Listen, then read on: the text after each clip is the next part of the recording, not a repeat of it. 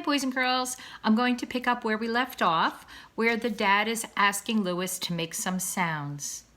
Lewis tried to burble. He couldn't do it. No sound came.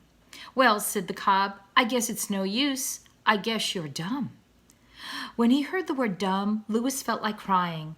The cob saw that he had hurt Lewis's feelings. You misunderstand me, my son, he said in a comforting voice. You fail to understand my use of the word dumb, which has two meanings. If I had called you a dumb cluck or a dumb bunny, that would have meant that I had a poor opinion of your intelligence. Actually, I think you are perhaps the brightest, smartest, most intelligent of all my cygnets. Words sometimes have two meanings. The word dumb is such a word. A person who can see is called blind. A person who can hear a sound is called deaf. A person who can speak is called dumb.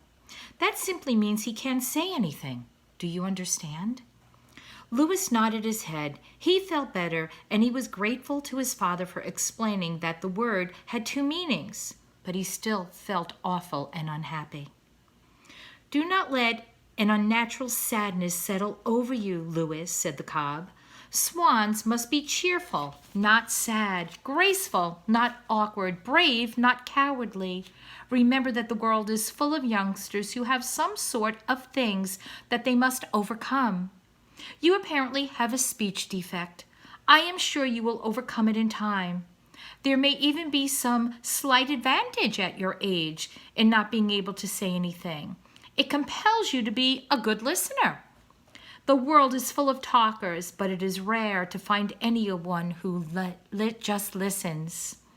And I assure you that you can pick up more information when you're listening than when you are talking. My father does quite a lot of talking himself, thought Lewis. Some people, continued the cob, go through life chattering and making a lot of noise with their mouth, and they never really listen to anything. They are too busy expressing their opinions, which are often unsound or based on bad information. Therefore, my son, be good. Enjoy life. Learn to fly. Eat well. Use your ears. Use your eyes. And I promise that someday I will make it possible for you to speak. There are mechanical devices that convert air into beautiful sounds. One such device is called a trumpet. I saw a trumpet once in my travels. I think you may need a trumpet in order to live a full life. I've never known a trumpeter swan to need a trumpet, but your case is different. I intend to get you what you need. I don't know how I will manage this, but in the fullness of time it shall be accomplished. And now that our talk has come to a close, let us return gracefully to the other end of the pond where your mother and your brothers and sisters are awaiting us. The cob turned and swam off. Lewis followed.